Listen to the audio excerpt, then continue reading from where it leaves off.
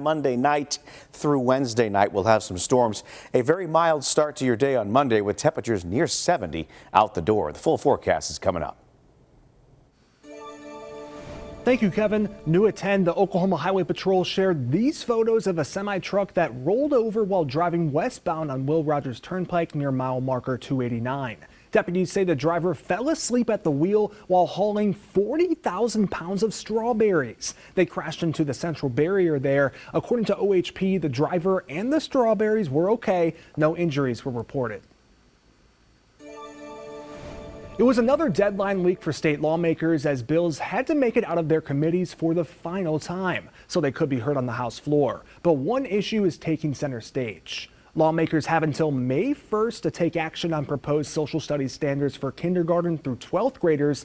Democrats in both chambers filed joint resolutions to reject the standards in late March, but those resolutions have not been heard on the floor yet. So on Wednesday, they called on their Republican colleagues to hear one of their resolutions or file their own. A day later, Republican Senator Adam Pugh filed Senate Joint Resolution 20 to disapprove the standards. Pugh says there are questions about standard adoption process, and Governor Stitt also expressed concerns this week. The thing that concerned me was the mechanics, how it was done. So it's been showed to me from the board members that they were emailed a copy of those standards, but then there was a different standard that was sitting on the desk that they actually voted on. State lawmakers will have to get through a resolution through each chamber before May 1st. Otherwise, the standards take effect for the next 6 years.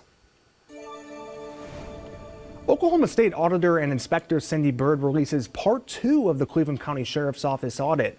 According to her report, the Sheriff's Office has a pattern of mismanagement, including poor control over their budget process, improper travel expenses, and lacking a schedule of incarceration costs. Cleveland County Commissioners asked Auditor Bird to investigate the Sheriff's Office, and you can read the full audit right now on our website. That's KTUL.com.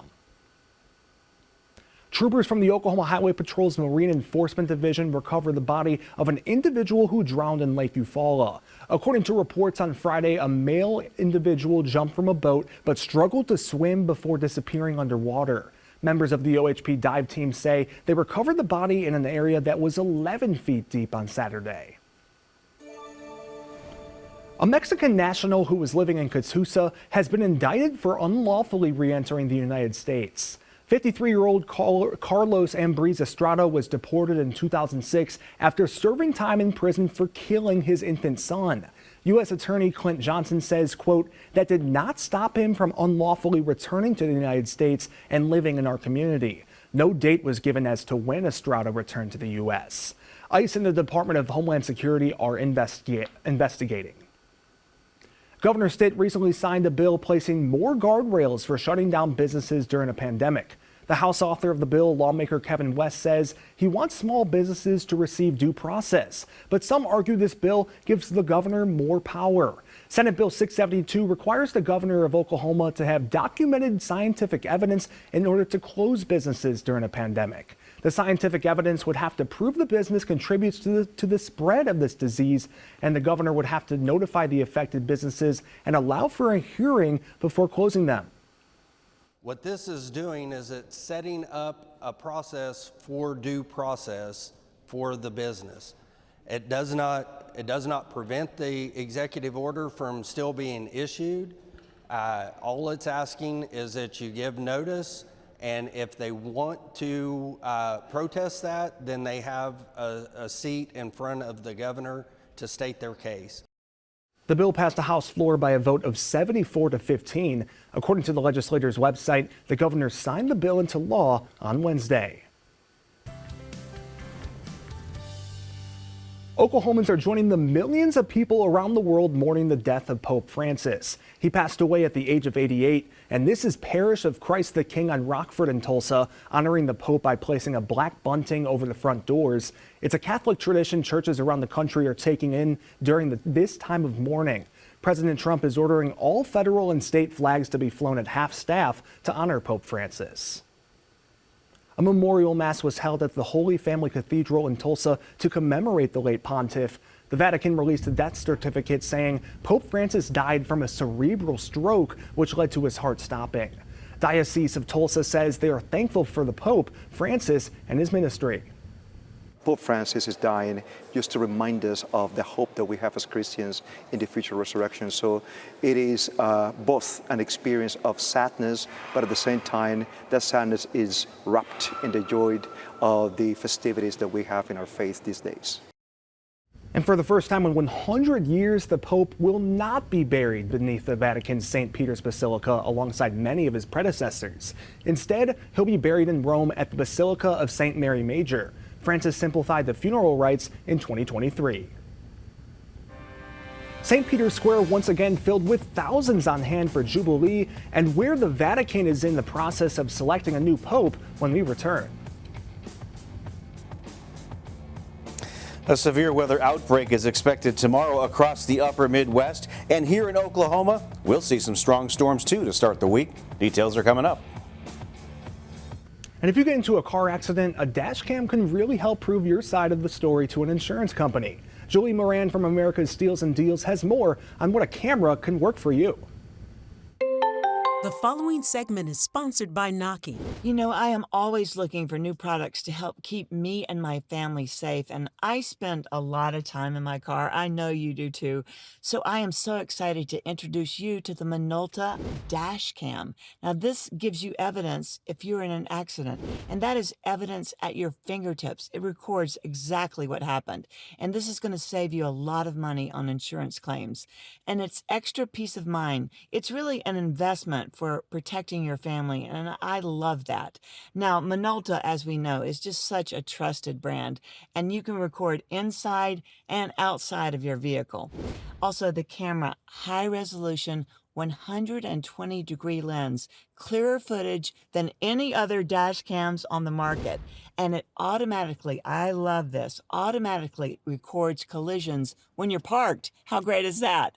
And as I say, it includes the windshield mount, the memory card, also this power adapter, everything you need to get started right here, all in one piece.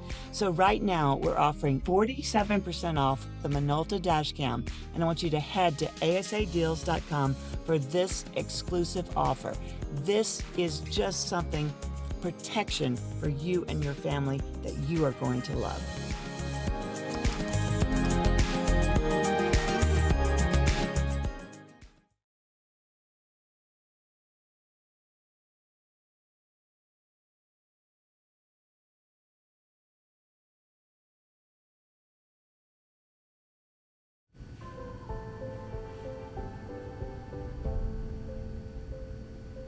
In St. Peter's Square today, the first Sunday since Pope Francis was laid to rest. Thousands of young people on hand for the Jubilee of Teenagers Mass, and not far from the Vatican, the faithful have been visiting the tomb where Francis was buried yesterday. He is the first pope in more than a century to be laid to rest outside the Vatican walls.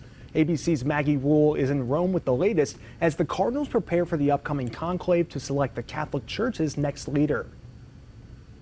St. Peter's Square once again filled today as young people from around the world gather for a special mass in honor of teenagers. I want to show you this incredible scene in St. Peter's Square right now. Nearly 200,000 young people here for the Jubilee of Teenagers Mass. Just 24 hours ago, this square was filled with mourners for the funeral of Pope Francis.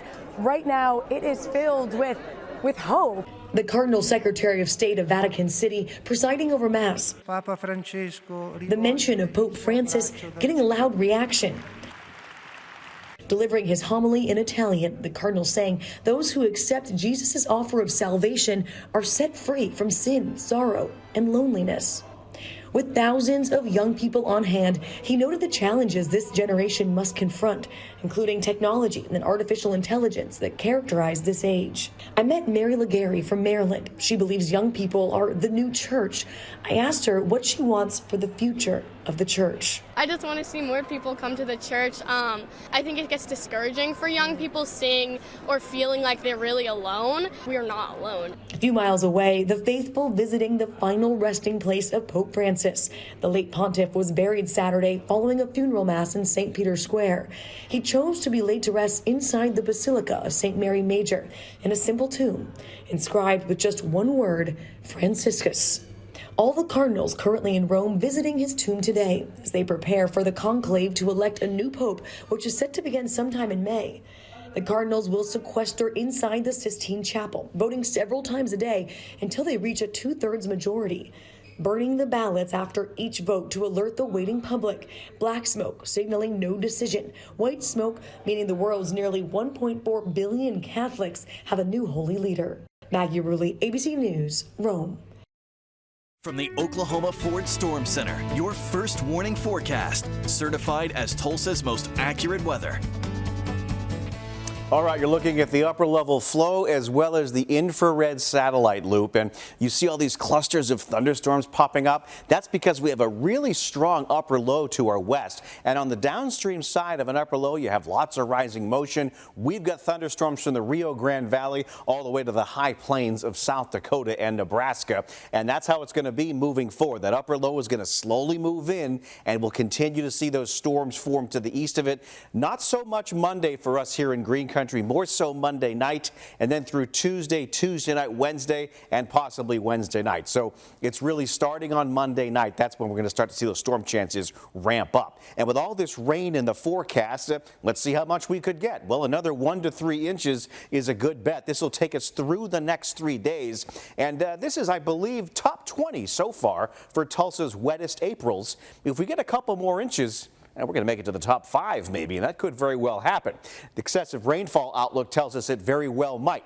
This shows us the chance for flooding moving forward. This is from late Monday through Tuesday night. The greatest chance is going to be in southwestern Oklahoma, not because they're going to get so much more rain than everywhere else, but because there were some areas here over the last couple of days that have seen 4, 5, even 6 inches of rain. So the ground is waterlogged, and we're going to get more rain on top of it. So beware of water over the roads and some river flooding too. As of the evening hours here, temperatures in the 70s. That was a shot from earlier when we had the sun up. Sunday night forecast, 67 degrees, the overnight low. Yeah, it's balmy out there. It is muggy. It is breezy. Boy, it feels like spring.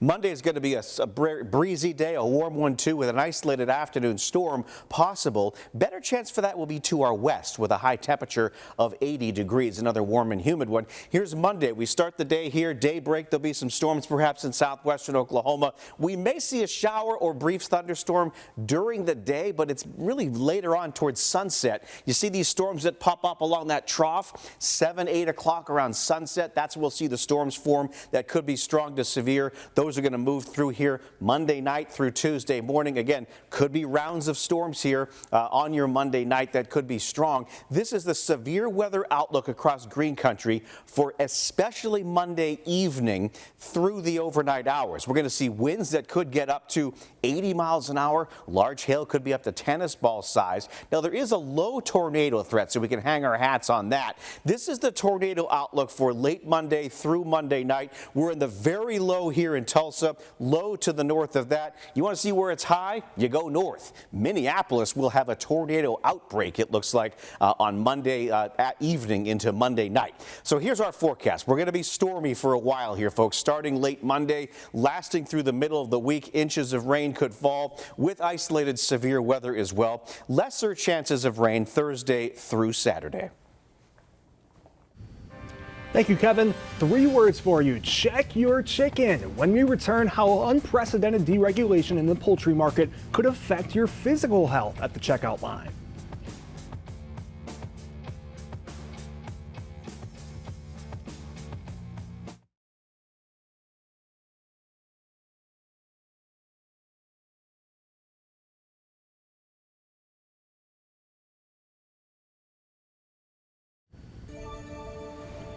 Poultry companies will not have to limit salmonella bacteria in their products. The U.S. Department of Agriculture is withdrawing a proposed rule that would require companies to keep the poultry off the shelves if the bacterial levels hit a certain threshold. Food safety advocates say that thousands of people could get sick from a preventable infection, but the National Chicken Council says the rule would have meant expensive industry regulations with no, quote, meaningful impact on public health.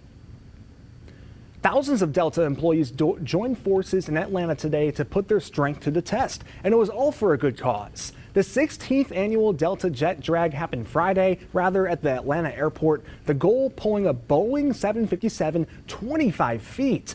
In case you were wondering, that plane weighs 140,000 pounds. Nearly 10,000 people spread across hundreds of teams took part in this event, which raised money for the American Cancer Society. And even NFL legend Tom Brady got in on the action.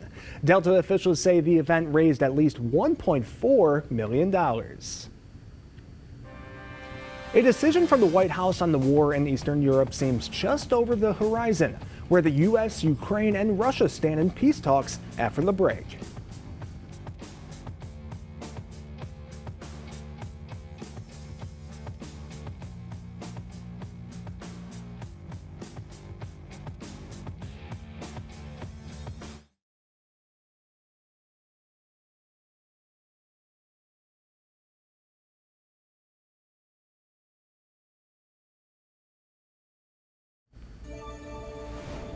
Russia launched a sweeping drone assault and airstrikes across Ukraine earlier today, killing at least 4 people.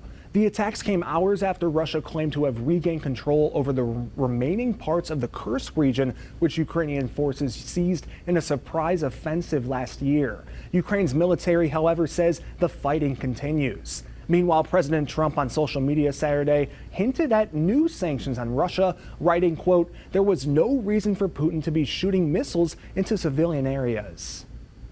Secretary of State Marco Rubio says the Trump administration will decide this week if it will continue to seek a peace deal between Russia and Ukraine. I think this is going to be a very critical week. This week is going to be a really important week in which we have to make a determination about whether this is an endeavor that we want to continue to be involved in, or if it's time to sort of focus on some other issues that are equally, if not more important in some cases.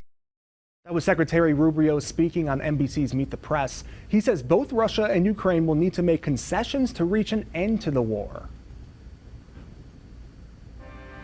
A Tulsa partnership hoping to make a difference for children and adults in the community. Stay tuned for this story and more in our late edition next on News Channel 8.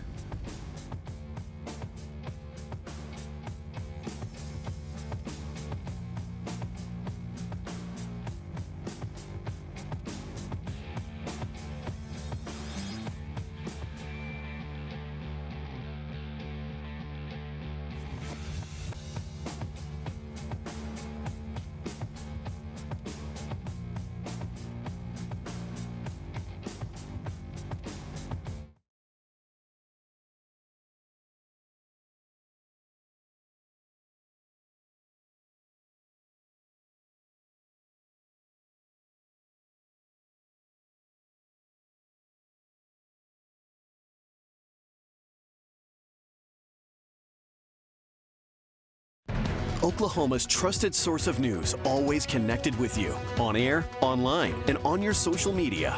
We are News Channel 8. Welcome back. Tulsa's 911 call center and Family and Children's Services are teaming up to effectively respond to callers experiencing a mental health crisis. News Channel 8's Ryan Stockett spoke with the Behavioral Health Clinic and the Tulsa Police Department about the need for this partnership. Having a 24/7 dedicated mental health professional in the 911 center, Tulsa is setting a standard. The city of Tulsa announcing that they now have clinicians from Family and Children's Services staffed at the 911 call center 24/7 to help answer calls that are mental health related and may not require response by police, fire, or EMSA. If a call comes into the system and it's clear that this call is someone who is really just having a mental health episode right now, we can have them take the call, and as a clinician, they can provide services. They're not replacing, regular mental health care. They're not replacing at-home care or any of our emergency services. They're just a really good stopgap that can help take some of the calls off of us. Right now, it's about 250 calls per week is what they're handling 24/7. While the announcement on this partnership was made by the city earlier this month, Tulsa Police Department said in a social media post that the city and representatives from Family and Children's Services, Community Outreach, Psychiatric Emergency Services, otherwise known as COPES, soft launched this initiative in February. According to the Tulsa Police website, these clinicians diverted 562 mental health calls from first responders in March. Amanda Bradley, the vice president of the COPES team at Family and Children's Services, clarifies that while the clinicians staffed at the 911 call center are members of the COPES team, this partnership does not replace COPES' 24/7 mobile crisis program based in Oklahoma that serves adults and children in psychiatric crisis. Nor does it replace 988, Oklahoma's mental health lifeline. Anyone that might be struggling with some kind of a mental health crisis or substance abuse or use disorder and they want some help, they can always reach out to the COPES team. COPES is available 24/7, 365, and that's the mobile crisis team and telephone crisis team. They can also call 988 if they don't know who to call and they're not connected to services. 911 is, our clinicians in the 911 center are not there to take the place of those traditional suicide and crisis support lines. It's just an addition. You can find more information about COPES, including the phone number, on our website, KTUL.com. Ryan Stockett, News Channel 8. From the Oklahoma Ford Storm Center, your first warning forecast, certified as Tulsa's most accurate weather.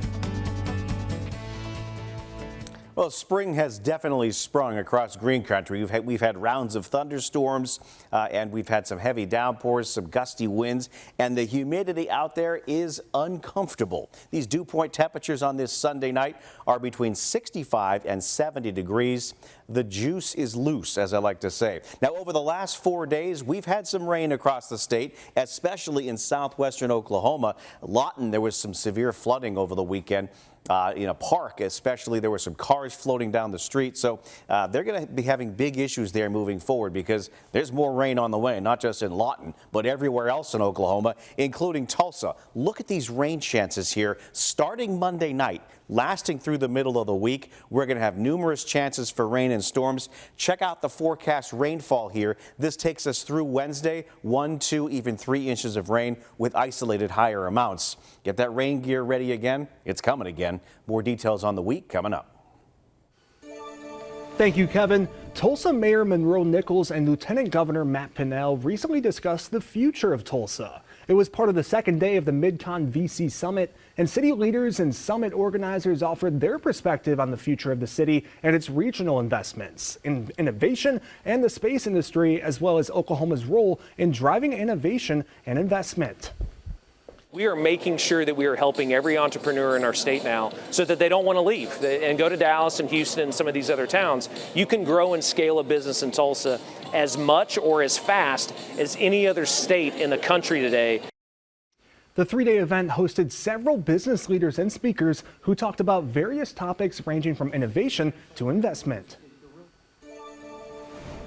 We want to tell you about some Tulsa public school students recording some tracks at a local church's studio. They have some new songs coming out. 200 TPS second graders have been collaborating with the Hot Toast Music Company for the last 7 months. Their original songs themed around the question, what message do you want to send to your future self? The songs are written and they started recording on Monday.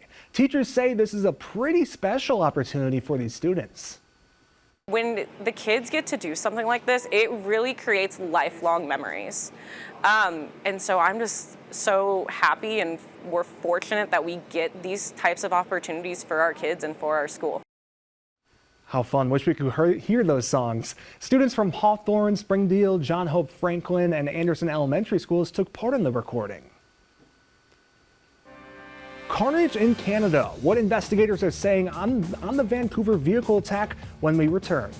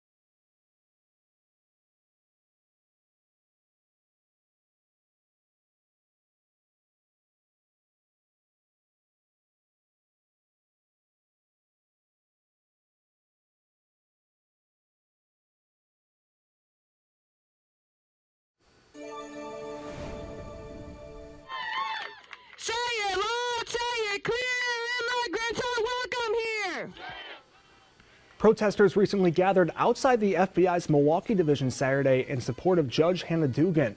The Milwaukee County Circuit Court judge is accused of helping a man evade immigration authorities last week. Dugan was taken into custody Friday morning and released on bond later that day.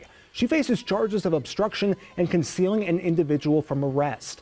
Dugan's attorney says she will, quote, defend herself vigorously and looks forward to being exonerated. An investigation underway to determine the motive behind Saturday night's vehicle attack in Vancouver. Authorities in British Columbia say a man rammed his SUV through a crowded street festival celebrating Filipino heritage. At least 11 people died in this attack and dozens more are injured. Police say the suspected driver is known to authorities and they're confident the attack was not an act of terrorism. I can now say with confidence that the evidence in this case does not lead us to believe this was an act of terrorism. I can also tell you that the person we have in custody does have a significant history of interactions with police and healthcare professionals related to mental health. Sunday, Canada's Prime Minister Mark Carney and the country's Conservative Party leader both expressed their condolences and called on Canadians to unite. The ongoing fight to find out who is blocking the release of formerly classified documents by the federal government. Full Measure's Cheryl Atkinson reports when we come back. Out the door tomorrow morning, you do not need a jacket. Temps will be near 70 degrees. It's going to be balmy out there. We've got that full week forecast coming up.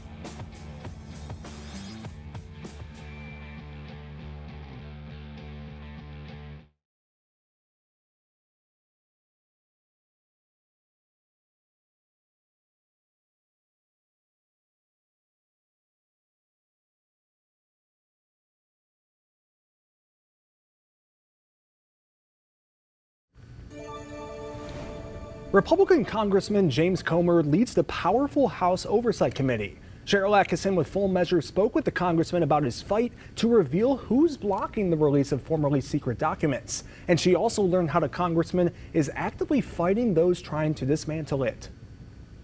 It's not a popular thing when you have to go out and raise money as a member of Congress to be reelected every couple of years to make cuts. So is there pushback behind closed doors from other Republicans who don't want to do some of this? Oh yeah, I mean we've got some guys that'll never be in a book called Profiles of Courage, if you know what I mean. I mean you've got members of Congress that their number one priority, in my opinion, is self-preservation.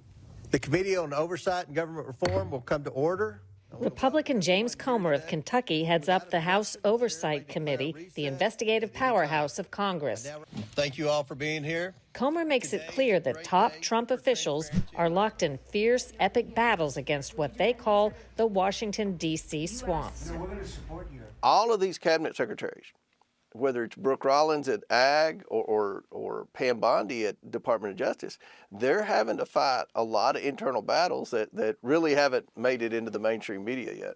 And you know this because you've talked with them. They're already facing that. I've talked to some of the cabinet secretaries. A freshly launched Oversight Committee task force is assigned to unmasking holdouts who defied Trump's first-term directives and blocked release of thousands of JFK documents. That task force is kind of working on very hard behind the scenes to identify which bureaucracies and which bureaucrats are not complying with the president's orders. I heard that 10,000 times over the past 2 years. Well, we can't turn that over. There's an ongoing investigation. We're hearing that with the Epstein files now in this administration. Beyond just prying open classified files, Comer has the sprawling deep state in his sights, accusing it of casting a shadow over government operations and throwing up roadblocks. We have a deep state list that we believe these employees need to be deposed at the very least to see, to answer basic questions. Why did you cover this up? Why did you provide this statement? We'll have public hearings. We'll do whatever, but we need to work with the Department of Justice. Are you waiting for the green light from them, or are you working to schedule hearings on these types of things? We're waiting for the green light. And why haven't you gotten it yet? Well, I don't know. I mean, there's a lot to do, and Pam Bondi is walking into an agency that's hostile towards her. There's no question about it. So she's having to battle within, and hopefully she'll win that battle and we can see some accountability. For more on this story, look up our podcast, Full Measure After Hours. For Full Measure, I'm Cheryl Atkinson. From the Oklahoma Ford Storm Center, your first warning forecast, certified as Tulsa's most accurate weather. This time of year, when you get a big upper low coming across the Intermountain West, you're going to get severe weather on the eastern side of that low. It's a certainty. And there's strong storms as we head into this Sunday evening from the Texas Panhandle up into the plains of Nebraska and South Dakota. And we are next here in Oklahoma, and especially areas north of Oklahoma over the next day or so. Monday should be dry with a chance of a shower during the day. Better chance for rain and storms will be Monday night, and those rain and storm chances will last through Tuesday night, Wednesday night, and there could be some heavy downpours in there and even some severe weather. Let's talk about the rain first. It's been a very wet month of April for much of the state, and we are expecting another 1 to 3 inches of rain between, say, late Monday and late Wednesday. So that'll continue to give us the chance for flooding. The excessive rainfall outlook from late Monday through Tuesday night, especially in southwestern Oklahoma, where recently you've seen more rain than everybody else. That's why you've got a greater chance for flash flooding. But really anywhere across the state, especially Green Country southwestward, from Monday night through Wednesday through Tuesday night, there'll be a chance for some flash flooding. Your Sunday night forecast, breezy, balmy, spring-like with a low of 67. Monday's high of 80, close to what we had on Sunday. It'll be partly sunny, breezy, a spring-like feel to the air with high humidity. There is a chance of an isolated thunderstorm in the afternoon.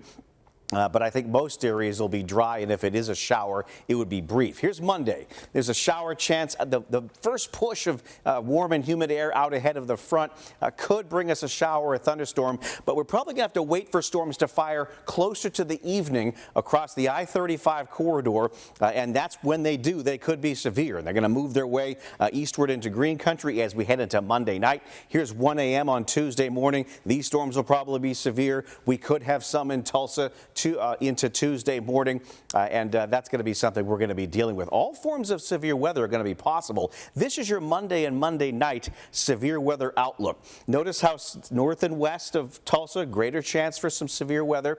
Late Monday especially, up to 80-mile-an-hour gusts, up to tennis ball-sized hail. A low threat for tornadoes. The tornado threat for Monday evening into Monday night is a little bit greater to the northwest of Tulsa, and it's a lot greater as you head into the upper Midwest. Tornadoes are likely between Des Moines and Minneapolis on Monday evening. It could be an outbreak to our north.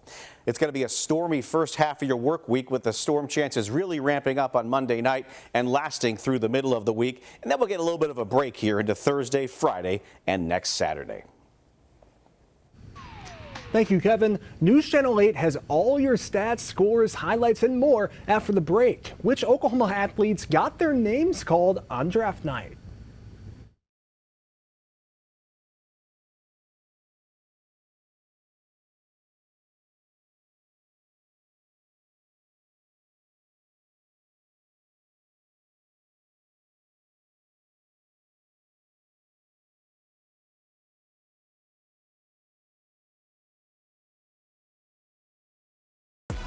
The News Channel 8 Sports Desk.